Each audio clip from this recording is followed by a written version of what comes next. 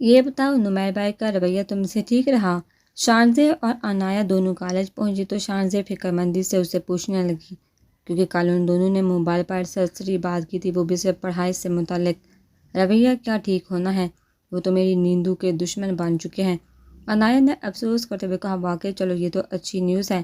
شانزے شرارتی انداز میں منحیزی سے عنایہ کو دیکھا بولی، اوف تم بھی نہ بات کو کہاں لے گئی، میرا وہ مطلب نہیں تھا، نمیر بھائی تو اب پہلے جیسے لگتے ہی نہیں، وہ تو دوسری مامی بن چکے ہیں، بلکہ ان سے بھی کہیں زیادہ سخت، اب تو مجھے ان سے بہت ڈر لگنے لگا ہے شانزے۔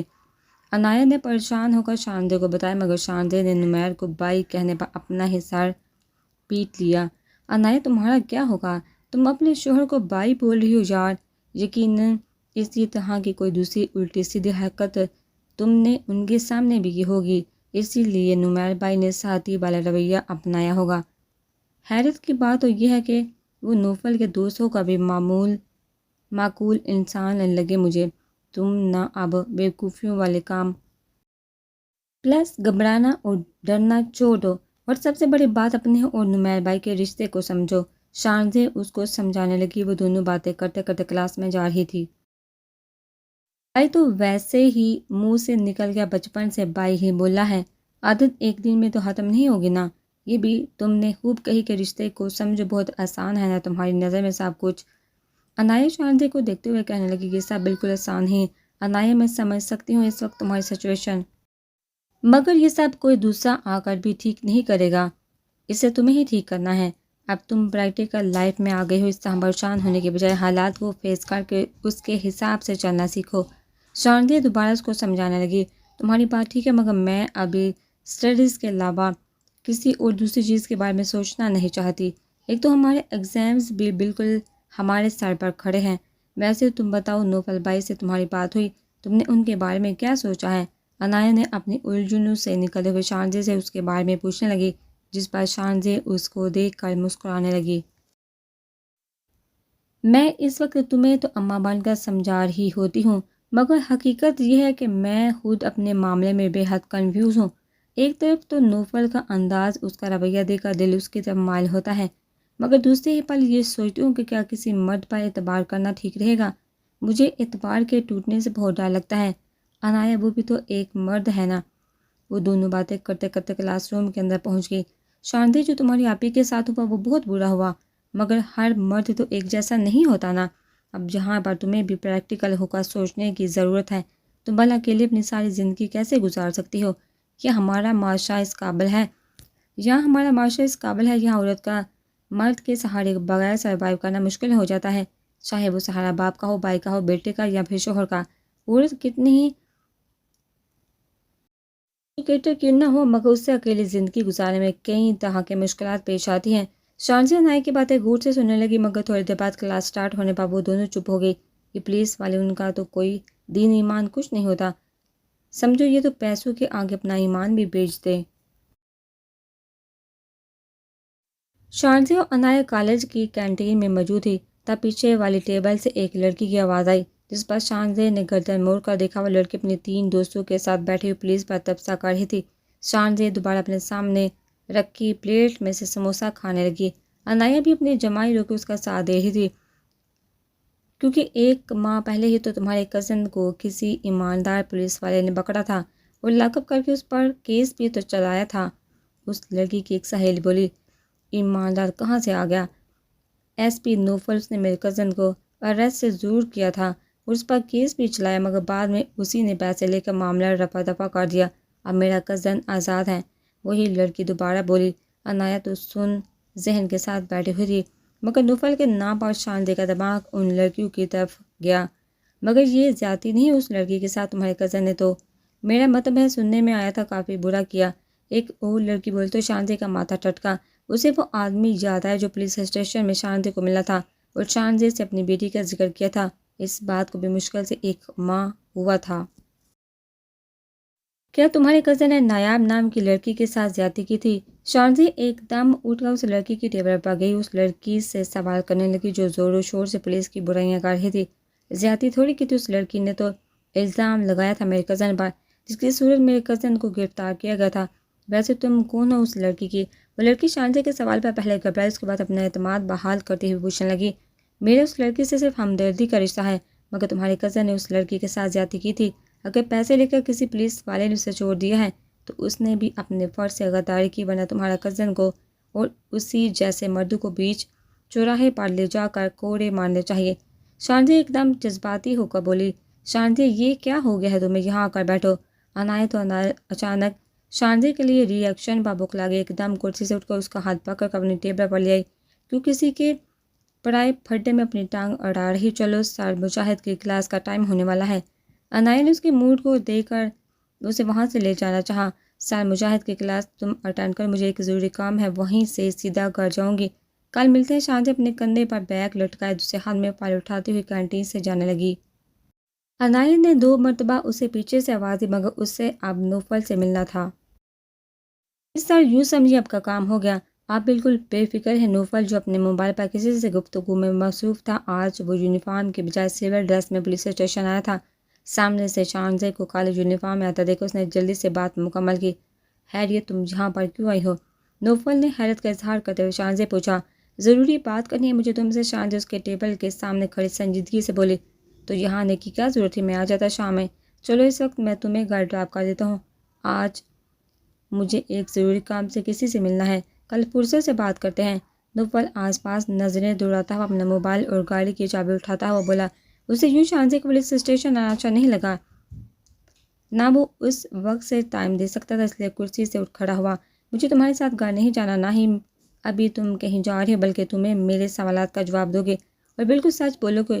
شانزے بکھرے ہوئے موڈ کے ساتھ بولی، ٹھیک ہے، میں تمہیں گھر نہیں چھوڑ رہا، مگر ہم کہیں اور بات کر لیتے ہیں، جہاں نہیں کار میں آگے بیٹھو۔ نوفل اس کا موڈ تھے کر بحث کیے بنا نارمل انداز میں بولا اور پولیس اسٹیشن سے باہر نکل گیا۔ شانزے کو بھی اس کے پیچھے آنا پڑا۔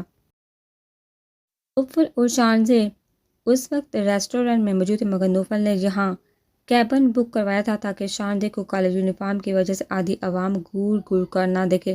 کار میں بھی شانزے بالکل سیریس بیٹھی تھی، نوفل نے بھی اسے جوالا مکھی کو چھیڑنے کی کوشش نہیں کی، اب بولو کس بات کو لے کر اتنی خاموش ہو؟ نوفل نے ویٹر کو آرڈر دینے کے بعد شانزے کا ہاتھ تھام کر اسے اپنی نرم نگاہوں کے حصار میں لیتے ہوئے پوچھا، تم اپنی جاب سے کتنے سنسیئر ہو؟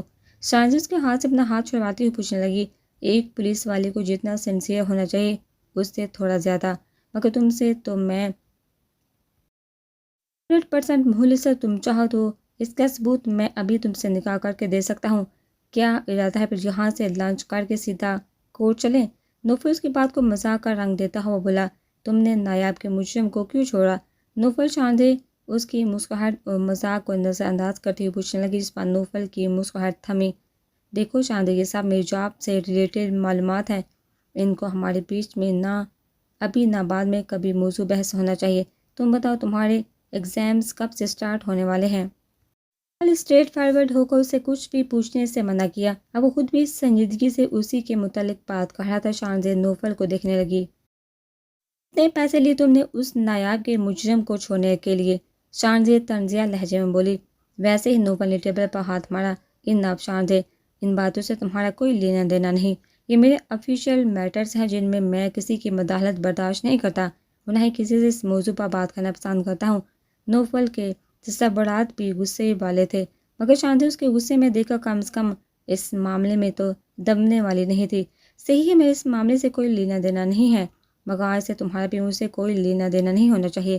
شانزے جیسے ہی صوفے سے اٹھی، نوفل نے اس کی کلائی پکڑی، کیا بکواس ہے یہ، کسی دوسرے کی وجہ سے اپنا اور میرا تعلق ختم کرنے کی دھمکی دے رہی ہو تم؟ وہ غصے میں اسے دوبارہ صوفے پر بٹھاتا ہوا بولا، تمہیں معلوم ہے نوفل، مجھے تمہاری کون سی بات نے اپنی طرف متوجہ کیا تھا، یا میں تمہارا سوچنے پر مجبور ہوئی تھی؟ صرف اسی بات نے کہ تم نے ایک ایسی مظلوم لڑکی کے حق کے لیے آواز اٹھائی، اس کے لیے لڑے جس سے تمہارا کوئی لینا دینا، کوئی سروکار نہیں تھا۔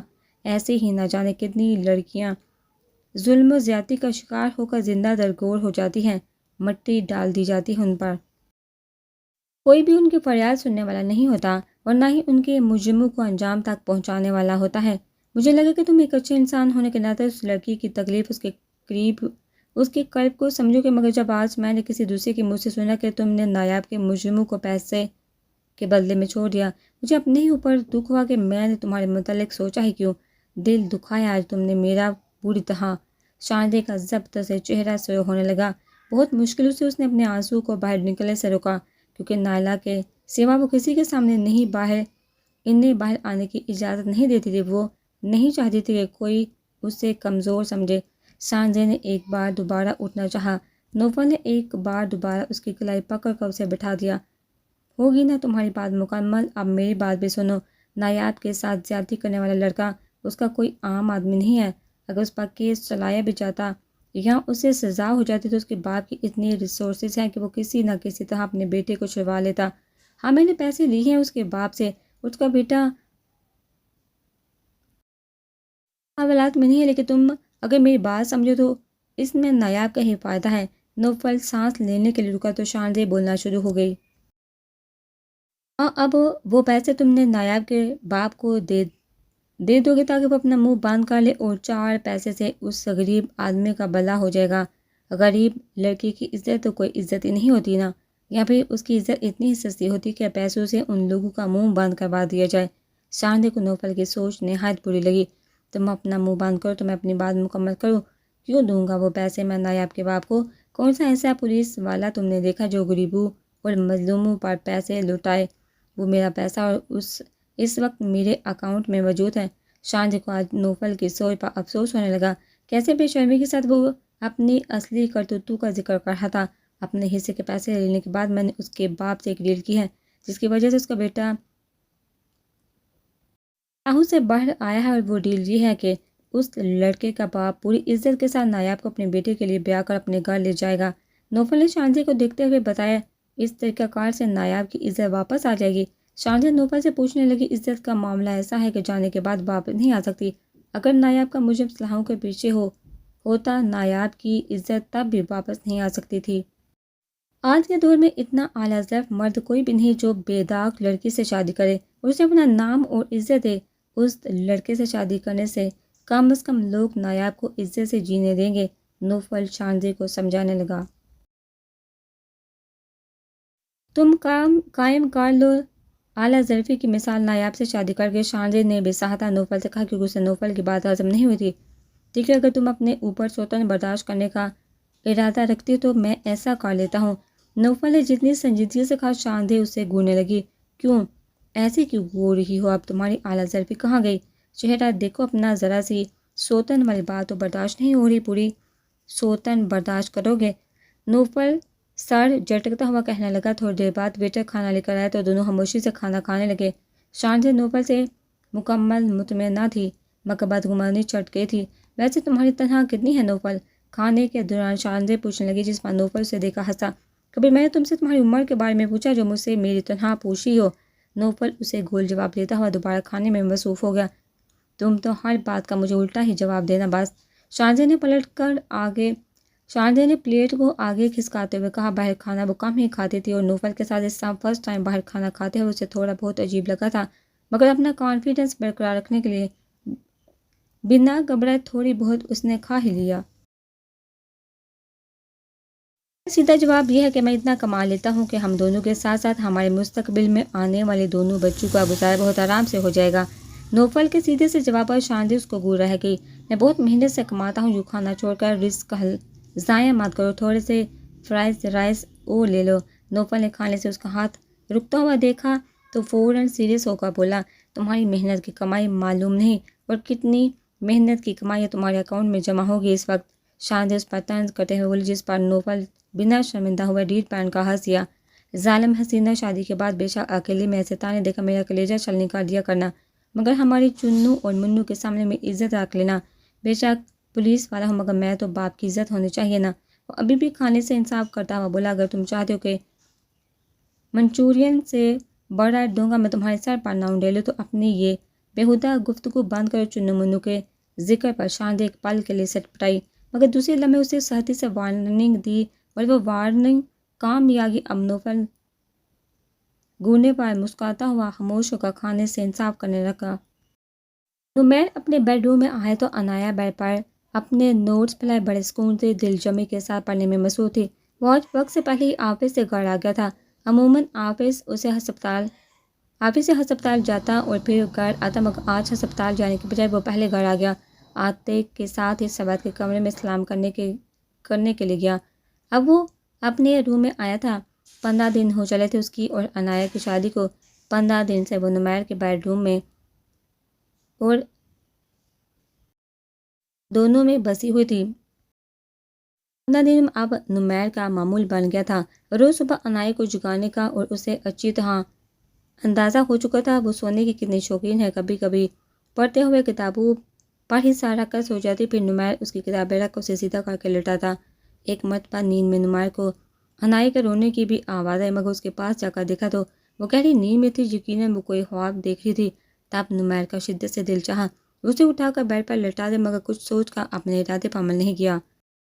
نمیر عنایہ کو خاموش یا اداس دیکھتا تو اسے اچھا نہیں لگتا۔ عنایہ کا اداس ہونا اسے نہیں جاننا چاہتا تھا کہ وہ کیوں اداس ہے، نہ وہ اسے پوچھتا تھا، وہ نہ ہی خود سوچنا چاہتا تھا۔ وہ اس کو جب خاموش دیکھتا وہ جان بوجھ کر اپنے کام کرواتا، اسے اپنے سامنے اپنے کاموں میں الجھائے رکھتا۔ نمیر کو اس کے چہرے پر مسکراہٹ اچھی لگتی تھی، وہ چاہتا تھا عنایہ مسکرائے، اس کے ساتھ خوش ہے اور وہ سوچے بھی اسی کو۔ ماما سے تم نے بولا تھا کہ تمہیں فرمان حالوں سے ملنا ہے۔ نمیر اپنا موبائل وائلٹ سائڈ ٹیبل پر رکھتا ہوا عنایہ کے پاس آ کر پوچھنے لگا۔ جی میرا دل چاہ رہا تھا مامو جان کو دیکھنے کا۔ عنایہ پاس پر دوپٹہ اوڑھتے ہوئے اپنے نوٹس سمیٹ کر اسے جواب دینے لگی۔ اسے معلوم تھا نمیر کی موجودگی میں اس وقت وہ بالکل نہیں بات سکتی تھی۔ یہ بات تم مجھ سے بھی کہہ سکتی تھی، تمہیں مجھ سے بولنے میں کیا قباحت پیش آ رہی تھی؟ نمیر بیڈ پر عنایہ کے نزدیک بیٹھ کر اس کے ہاتھ سے نوٹ لے کر سر پر رکھتا ہوا سوال کرنے لگا۔ نمیر کے اچانک اتنے قریب بیٹھنے پر عنایہ بیڈ کے گراؤنڈ سے چپک گئی۔ یہ سوال آپ دور بیٹھ کر بھی مجھ سے پوچھ سکتے ہیں۔ عنایہ نے اپنی گھبراہٹ کو چھپا کر اپنا لہجہ نرم رکھنے کی کوشش کی، جس پر نمیر نے اس کا بازو کھینچ کر اسے خود سے قریب کر لیا۔ میں تمہارے بے حد نزدیک آ کر تم سے ہر طرح کے سوال پوچھنے کا حق رکھتا ہوں۔ آپ بتاؤ مجھ سے کیوں نہیں کہا، جبکہ میں ماما کے سامنے تم پر یہ واضح کر چکا ہوں کہ جو بات کرنی ہے ڈائریکٹ مجھ سے کرو، ماما کو یا کسی دوسرے کو بیچ میں لائے بغیر۔ نمیر اس کی کمر کے گرد اپنے دونوں بازو ہل کر کے عنایہ کے چہرے کو اپنی نظر کے اثار میں لیتے ہوئے بولا۔ اب اس طرح میرے ساتھ کریں گے تو میں رو دوں گی۔ عنایہ اس کی اس انداز پر نظر جھکائے واقعی رو دینے والی ہوگی۔ وہ اکثر نمیر کی نظریں اس کی طلب کو پہچانتے ہوئے انجان بن جاتی۔ وہ جب گھر میں موجود ہوتا اسے اکثر ایسی ہی اپنی قربت کا احساس دلاتا جس سے عنایہ کا دل رکنے لگتا۔ اگر تمہاری آنکھ سے ایک بھی آنسو گرا تو میں تمہارے ساتھ وہ کروں گا جس کا تم نے سوچا بھی نہیں ہوگا۔ نمیر نے اسے اپنے حصار میں لے کر اسے وارننگ دیتے ہوئے کہا۔ عنایہ نے تڑپ کر اسے دیکھا۔ آپ میرے ساتھ ایسا نہیں کر سکتے۔ عنایہ نے نمیر کے سینے پر ہاتھ رکھ کر اسے پیچھے ہٹانے کی کوشش کی تو نمیر نے اس کی کمر پر اپنے بازو کی گرفت اور بھی مضبوط کر دی۔ وہ پوری نمیر کے سینے سے لگی ہوئی تھی۔ نمیر کے پاس سے آتی کلون کی خوشبو واضح محسوس کر سکتی تھی۔ تو تم چیلنج کر رہی ہو مجھے؟ اپنی دلی خواہش کا احترام کرتے ہوئے نمیر نے اپنے ہونٹ اس کے ملائم گال پر رکھنے کی کوشش کی۔ عنایہ نے فوراً اپنے چہرے کا رخ دوسری سمت پھیرا۔ نمیر پلیز، بغیر کسی مزاحمت کے موقع باندھ کر کے بے چارگی سے بولے۔ شاید آنسو کو اس نے نمیر کی وارننگ کے ڈر سے رکا ہوا تھا۔ عنایہ کے منہ سے نمیر کو اپنا نام سن کر اور بھی اچھا لگا۔ نمیر کا دل چاہا وہ ان ہونٹوں کو چوم لے جو اسے مدہوش کیے جا رہے تھے، مگر عنایہ کی حالت دیکھتے ہوئے نمیر کو اپنے دل کو سمجھانا پڑا۔ اسے اپنی باہوں کے گھیرے سے آزاد کرتا ہوا بولا۔ ایک بات اپنے ذہن میں اچھی طرح سے بٹھا لو، آج کے بعد جو بھی بات کرنی ہے ڈائریکٹ مجھ سے کرو، ماما یا کسی دوسرے کو بیچ میں لائے بغیر۔ یہ کوئی انوکھی بات نہیں تھی کہ جس کے لیے تمہیں ماما یا کسی دوسرے کو بیچ میں لانا پڑے۔ میرے ساتھ جانا ہے تو مجھ سے کہنے میں کیا پرابلم ہے؟ چلو تیار ہو جا، ملوا کر لاتا ہوں تمہیں تمہارے ماموں جان سے۔ عنایہ کو بولتا ہوا وہیں بیڈ پر لیٹ گیا۔ نمیر کا ہاتھ اپنی ران پر محسوس کر کے عنایہ کرنٹ کھا کر بیٹھ اٹھی اور وارڈ روب سے اپنے کپڑے نکالنے لگی۔ یہ نہیں کوئی ڈنگ کا ڈریس نکالوں۔ نمیر بیڈ پہ لیٹتا ہوا اپنے چہرے کا رخ وارڈ روب کی طرف کیا۔ عنایہ کا ڈریس دیکھ کر بولنے لگا۔ اس ڈریس میں کوئی برائی نہیں تھی، مگر عنایہ نے اسے کوئی بحث کے بغیر اپنے لیے دوسرا ڈریس منتخب کیا۔ کیمل کلر کا ڈریس جس پر وائٹ موتیوں سے گلا بنا ہوا تھا، وہ ڈریس ہر لحاظ سے ڈنگ کا تھا۔ کوئی ضرورت نہیں فضول کلر پہننے کی۔ دوسرا دیکھو۔ نمیر بیڈ پر لیٹتے لیٹتے اسے آرڈر دینے لگا۔ وہ اپنے ڈریس کے بجائے وہ نمیر کو دیکھنے لگی۔ صرف شکل صورت میں نہیں، مجھے میری بیوی ہر چیز میں پرفیکٹ چاہیے۔ نمیر عنایہ کے دیکھنے پر اسے آنکھ مارتا ہوا بولا۔ عنایہ نے تعصب سے سر ہلا کر دوسرا ڈریس نکالا۔ یہ گرے اور پنک کلر کی کمبینیشن کا ڈریس ہے جس پر بھی کوئی اتنا خاص نہیں لگ رہا، کوئی دوسرا ٹرائی کرو یار۔ نمیر کو اس میں بھی کیڑے نظر آئے تو عنایہ کا موڈ ہی خراب ہونے لگا۔ وہ ٹھنڈے مزاج کی مالک تھی، اس لیے ضبط کا مظاہرہ کرتے ہوئے دوسرے ہینگر پر ہاتھ رکھا جس میں بلو یلو کلر کا ڈریس تھا۔ نہیں یار، یہ تو بالکل بھی نہیں پہنا۔ عنایہ کے کانوں میں دوبارہ نمیر کی آواز ابھری۔ اب کی بار وہ آنکھیں باندھ کر کے ضبط کرتی ہوئی وائٹ کلر کے نیٹ کے فراق نکال ساتھ فوراً وارڈروب کا دروازہ بند کر دیا۔ ہمیں کسی کے کل میں نہیں جانا بلکہ تمہارے گھر جانا ہے، وہ بھی شادی کے بعد فرسٹ ٹائم۔ رکھو اسے فوراً۔ نمیر جتنی سنجیدگی کو دیکھ کر کہنے لگا وہ اتنا سنجیدہ ہرگز نہ تھا، اسے آج بھی ضد کر رہا تھا۔ کیا چاہ رہے ہیں آپ؟ برائڈل ڈریس پہن کر چلو جو آنٹی شادی کے لیے لے کر آئی تھی، عنایہ تنگ آتی ہوئی بولی۔ نمیر ایک دم بیٹھ اٹھا، اس کے قریب آیا۔ عنایہ ڈر کے 2 قدم پیچھے ہوئی۔ نمیر کے تاثر دیکھ کر اسے لگا جیسے کوئی غلط بات بول گئی ہو۔ نمیر نے اسے دونوں بازو سے تھام کر وارڈروب سے لگایا۔ عنایہ کا چہرہ اوپر کرتا ہوا اپنا چہرہ اس کے قریب لایا۔ بہت موڈ ہو رہا ہے ماما کا لایا ہوا برائڈل ڈریس پہننے کا، اپنے ایگزام سے فارغ ہو جاؤ، تمہاری کی خواہش بھی پورے کر دوں گا، مگر اب کی بار وہ برائڈل ڈریس میرے نام کا ہوگا۔ بولتا ہوا پیچھے ہٹا اور وائٹ کلر کا نیٹ کی فراق اس کے ہاتھ سے دی۔ وائٹ اوپر دروازہ کھل کر اس فراق کو واپس ہینگ کرتا ہوا وہ عنایہ کے سارے ڈریسز کا جائزہ لینے لگا اور افسوس سے سر ہلانے لگا۔ ڈریسنگ کے معاملے میں تمہاری چوائس بالکل بیکار ہے، سارے بڈھو والے کلر بڑے ہیں، کل تو آفس میں دن بیزی گزرے گا، پرسوں ہی تمہارے لیے ڈریسز لانے پڑیں گے اپنی پسند کے۔ وہ خود کلامی کرتا ہوا بولا۔ بڑی مشکلوں سے ایک ڈریس نمیر کی نظر سے گزرا، بلیک کلر کا ڈریس۔ اس نے عنایہ کے ہاتھ میں تھما دیا۔ یہ سارے ڈریسز میں نے اپنی پسند سے بنائے ہیں اور مجھے لائٹ کلر اچھے لگتے ہیں۔ عنایہ اس کو جتاتی ہوئی بولنے لگی۔ وہ شروع سے ہی ایسے ہلکے کلر پہنتی تھی۔ جب سرورت نے اس کی چوائس پوچھی تو اس نے سرورت کو بتایا۔ سرورت نے بھی اس کی پسند کی مناسبت سے بڑی تیار کی تھی اور نہال کو بھی اس کی ڈریسنگ سے کبھی کوئی مسئلہ نہیں ہوا تھا۔ عنایہ تو اسے ہر حال میں اچھی لگتی تھی۔ تمہیں لائٹ کلر اچھے لگتے ہیں مگر مجھے نہیں، مجھے برائٹ کلر ہی اچھے لگتے ہیں، اور آج کے بعد تم میری پسند کے مطابق کپڑے پہنو گے، مطلب برائٹ کلر۔ نمیر نے بھی اسی کے سٹائل میں جتانے والے انداز میں کہا۔ ہم نال آپی کے اوپر تو مرضی نہیں چلتی تھی، میرے اوپر حق جتا رہے ہیں۔ عنایہ بڑبڑاتی ہوئی ڈریسنگ روم سے جانے لگی مگر اس کی بڑبڑاہٹ سن کر نمیر نے اس کی کلائی پکڑ کر اسے روکا۔ تمہاری منال آپی پر کوئی حق نہیں رکھتا تھا تو اس پر اپنی مرضی کیوں جتاتا؟ اگر آج وہ یہاں پر تمہاری جگہ پر موجود ہوتی تو وہ بھی میری مرضی کے مطابق ہی چل رہی ہوتی، مگر اس کی قسمت اچھی تھی جو میں نے اسے خود چھوڑ دیا، مگر میں تمہیں چھوڑوں گا یہ تم بھول جاؤ۔ میرے بیڈ روم میں آ گئی ہو تو میری بیوی بن کر، اس کمرے میں موجود ہر چیز میری پسند کی ہے، تمہیں خود کو بھی میری پسند کے مطابق اپنا آپ ڈالنا ہوگا۔ نمیر اس کے نازک سے کلائی چھوڑتا ہوا کمرے سے جانے لگا۔ کمرے میں ہر چیز آپ کی پسند کی ہوگی مگر میں آپ کی پسند تو نہیں رہی، تو پھر یہ زبردستی کیوں؟ وہ عنایہ سے شادی نہیں کرنا چاہتا تھا، وہ منال سے محبت کرتا تھا۔ اب اس کے بدلتے ہوئے انداز دیکھا عنایہ کو اس کے رویے سے الجھن ہونے لگی، تبھی وہ بول اٹھی۔ نمیر اس کی بات سن کر دوبارہ مڑا۔ اگر تم ناقابل برداشت ہوتی تو پہلی رات ہی میں تمہیں اٹھا کے اپنے کمرے سے باہر پھینک دیتا، گزارے لائق ہو تم ایسے ہی کام چلانا پڑے گا، اب کیا کیا جا سکتا ہے، انسان کو کبھی کبھی صبر بھی کرنا پڑتا ہے۔ عنایہ اپنے لیے لفظ گزارے لائق سن کر چل ہی گئی، نمیر کو گھورتی ہوئی ڈریسنگ روم میں چلے گی، جبکہ نمیر مسکراتا ہوا کمرے سے باہر اس کا ویٹ کرنے لگا۔ نمیر اور عنایہ ابھی ڈرائنگ روم میں آ کر بیٹھے تھے تو عشرت ڈرائنگ روم کے اندر داخل ہوئی۔ نمیر کے سلام کرنے کے بعد عنایہ نے بھی عشرت کو سلام کیا۔ عنایہ کے سلام کا جواب دیے بغیر وہ صوفے پر بیٹھ گئی۔ جنی عنایہ نے بھی آپ پر سلامتی بھیجی ہے، شاید آپ نے سنا نہیں۔ نمیر عشرت کو دیکھ کر گویا ہوا، جس پر عشرت نے روٹھے پن سے عنایہ کو سلام کا جواب دیا۔ تو اب یاد آئی ہے 15 دنوں بعد تمہیں اپنی خالہ جاننے کی؟ عشرت عنایہ کو نظر انداز کر کے نمیر سے مخاطب ہوئی۔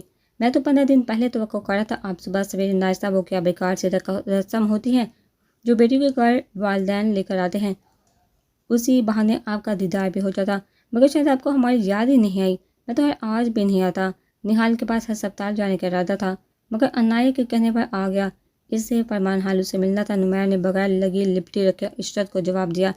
ناشتہ لے کر بیٹیوں کے گھر آیا جاتا ہے، تم نے کون سا میری منال سے شادی کی جو میں شادی کے دوسرے دن رسم نبھانے آتی؟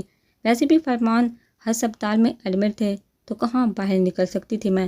عشرت کو نمیر کے انداز میں پہلے جیسی گرم جوشی نہیں لگی، اس لیے وہ بھی صاف گو انداز اختیار کرتی ہوئی بولی، میں نے اگر منال سے شادی نہیں کی تو اب اس کا غم منال کو بھی نہیں ہوگا، آپ بھی اس غم سے نکل آئیے۔ خالہ جنی ہم دونوں کی شادی نہیں ہوئی، یہ ہم دونوں کے لیے اچھا ثابت ہوا، اب منال اپنی لائف میں خوش ہو، میں خوبصورت بیوی کو پا کر پہلی محبت کو بھول گیا ہوں، اس لیے اب آپ بھی ریلیکس رہا کریں۔ نمیر کا انداز صاف شرانے والا تھا۔ عشرت کے ساتھ برابر میں بیٹھے عنایہ بھی چڑ گئی، اور اپنے دوگلے شوہر کو دیکھنے لگی جو گھر میں اس سے تھوڑی دیر پہلے گزارے لائق کہہ رہا تھا اور دوسروں کے سامنے وہ اچانک خوبصورت بیوی بن گئی تھی۔ اور نہال، اس کا کیا ہوگا؟ تمہاری خوبصورت بیوی کو دیکھو، اس کے دل پر کیا گزرے گی، یہ سوچا ہے تم نے؟ عشرت کا انداز صاف چوٹ کرنے والا تھا، جس پر عنایہ کے دل پر واقعی چوٹ لگی، مگر نمیر اب بھی ریلیکس تھا۔ نہال کا کیا ہونا ہے؟ نہال کے لیے پہلے بھی ماما نے خوبصورت لڑکی کا انتخاب کیا تھا، اب دوبارہ اسی کے دوسری کوئی خوبصورت لڑکی ڈھونڈ لے گی، بلکہ اب کی بار میں ماما کو مشورہ دوں گا، اس کام پر آپ اپنی بہو کو لگا دے، عنایہ خود ہی اپنے لیے اپنی ہی طرح کی خوبصورت جٹھانی ڈھونڈے گی۔ نمیر نے عنایہ کی گود میں رکھا ہوا اس کا ہاتھ پر اپنا ہاتھ رکھا۔ عنایہ کے دل کو ٹھیس لگی، وہیں عشرت بھی بری طرح جل گئی۔ تمہیں کیوں بیٹھے بیٹھے سانپ سونگ گیا ہے؟ اپنے شوہر کی باتوں سے جاؤ، جا کر دیکھ کر آؤ، تمہارے ماموں اٹھے بھی ہیں یا سو رہے ہیں ابھی تک؟ عشرت نے اب کی بار عنایہ کو دیکھا کہا۔ نمیر کے ہاتھ میں عنایہ کا ہاتھ دیکھا، گویا اس کے سینے پر سانپ ہی دکھنے لگے۔ تب اس نے عنایہ کو وہاں سے جانے کے لیے کہا۔ عنایہ نے بھی موقع دیکھا وہاں سے اٹھنا چاہا، مگر نمیر کے ہاتھ کی گرفت اتنی ہلکی بھی نہیں تھی جتنی سامنے صوفے پر بیٹھے ہوئی عشرت کو لگ رہی تھی۔ خالہ جان، سانپ نہیں سونگتا اسے، بس حد سے زیادہ شرمیلی بیوی لکھی تھی میری قسمت میں۔ اب ہر لڑکی تو بے باک و ماڈرن ہی ہو سکتی نا۔ 15 دن سے میرے سامنے 17 کی ہیروئن کی طرح ریئیکٹ کریے جا رہی ہے، مجھے دیکھا کبھی اپنا دوپٹہ چبانے لگتی ہے تو کبھی پردوں میں جا کر چھپ جاتی ہے۔ جاؤ عنایہ، جلدی سے خالو سے مل کر، اور پھر ہمیں چلنا بھی ہے۔ نمیر عشرت سے بولتا ہوا آخری جملہ عنایہ کو دیکھا، ایسے بولا جیسے بہت ہی محبت لٹانے والا شوہر ہو۔ نمیر کے پاس ان کا عنایہ اس کو دیکھتے ہوئے کمرے سے باہر نکل گئی۔ اب آ ہی گئے ہو تو کھانا کھا کر جانے۔ عشرت نے جلے ہوئے دل سے منہ بنا کر بولا، بہن کا بیٹا تھا، تھوڑی مربت تو دکھانی تھی، پھر کبھی صحیح خالہ جان، آج میرا اور عنایہ کا باہر ڈنر کرنے کا پروگرام ہے، واپسی پر نہال کے پاس بھی جانا ہے، گھر جاتے جاتے دیر ہو جائے گی، آپ چکر لگائیے گا، ماما آپ کو یاد کرتی۔ نمیر بولنے کے ساتھ کھڑا ہوا۔ فرمان کے پاس وہ دونوں ہی 10 سے 15 منٹ بیٹھے۔ فرمان کے بہت اصرار پر نمیر کھانا کھائے بغیر آ گیا۔ تھا اگر ماموں کے کہنے پر وہاں پر رک جاتے، کتنا انسسٹ کر رہے تھے وہ ہم سے۔ اوپن ایئر ریسٹورنٹ کے پرسکون ماحول میں ویٹر کو کھانے کا آرڈر دیا تو ویٹر کے جانے کے بعد عنایہ شکوہ کرتی ہے نمیر سے بولے، کیوں خالہ جانے کی باتوں کو بہت انجوائے کر رہی تھی تم؟ نمیر عنایہ کو دیکھتا ہوا پوچھنے لگا، جتنا خوش وہ عشرت کے سامنے پوز کر رہا تھا اس وقت وہ اتنا ہی سیریس تھا۔ جوابی کارروائی میں تو آپ نے بھی کوئی کسر نہیں چھوڑی، پھر کیوں منہ بنا ہوا ہے آپ کا؟ عنایہ ناراض ہو کر اسے کہنے لگی۔ نمیر غور سے اسے دیکھنے لگا، یہ تمہاری زبان صرف میرے ہی آگے کیوں چلتی ہے؟ دوسروں کے سامنے تو تمہاری بند ہو جاتی ہے، وہاں خالہ جانی کے نو کرنے پر منہ میں پان رکھ کر کیوں بیٹھی ہوئی تھی؟ نمیر عنایہ کو دیکھتا ہوا سنجیدگی سے سوال کرنے لگا۔ ماشاءاللہ سے آپ کافی تو تھے اپنے خالہ جانی کا مقابلہ کرنے کے لیے، بلکہ ایک کیا مامی جیسے 4 ہاتھوں آ جاتی، مجھے پورا یقین تھا آپ ان پر بھی بھاری پڑتے۔ عنایہ نے جتنا سیریس ہو کر کہا، نمیر کو اس کی بات پر اور انداز پر ہنسی آ گئی۔ گرد تم مجھ سے بھی سیکھ لو کہ سامنے والے کی بولتی کیسے بند کی جاتی ہے۔ نمیر دلچسپی سے اس کو دیکھتا ہوا مشورہ دینے لگا، مجھے آپ سے کچھ سیکھنے کی ضرورت نہیں، نہایت دوگلے انسان ہے آپ، گھر میں آپ مجھے گزارے لائق سمجھ کر صبر کرنے کی بات کر رہے تھے اور مامی کے سامنے میں اچانک خوبصورت بیوی بن گئی۔ عنایہ کو اپنے لیے گزارے لائق لفظ ابھی تک نہیں بھولے تھے، تبھی وہ نمیر سے تب کا بولے، اب کیا کیا جا سکتا ہے، دوسروں کے سامنے بیوی کو خوبصورت بول کر اپنا برم بھی تو رکھنا پڑتا ہے۔ نمیر ٹھنڈیا بڑھتا ہوا اس کی دہکتی ہوئی رنگت کو دیکھ کر بولا، سچ تو یہ تھا اسے عنایہ کا یوں بیویوں والے سٹائل میں لڑنا بہت مزہ دے رہا تھا۔ برم آپ نے نہیں، میں نے رکھا ہے آپ کا۔ چپ رہ گیا۔ خاموش رہنے کا یہ مطلب ہرگز نہیں ہے کہ میں شرمیلی ہوں، نہ ہی میں کوئی 17 کی ہیروئن ہوں، نہ ہی ان کی طرح بیوقوفی والی حرکتیں کر سکتی ہوں۔ عنایہ اس کو گھورتی ہوئی کہنے لگی، وہ عشرت کے سامنے نہ جانے اسے کیا کیا بول رہا تھا، اور اگر آج رات میں تمہیں 17 کی ہیروئن کی طرح شرمانے پر مجبور کر دو تو؟ نمیر سیریس ہو کر چیلنج کرتا ہوا عنایہ کو دیکھا بولا۔ عنایہ کی نظریں جھک گئی۔ ویٹر کے کھانا سرو کرنے کے بعد بھی وہ سر اٹھائے بغیر اپنی پلیٹ میں جھکی کھانا کھا رہی تھی۔ واپسی پر ڈرائیونگ پر بھی اس کی بولتی بند رہی تو نمیر نے اسے مزید نہیں چھیڑا۔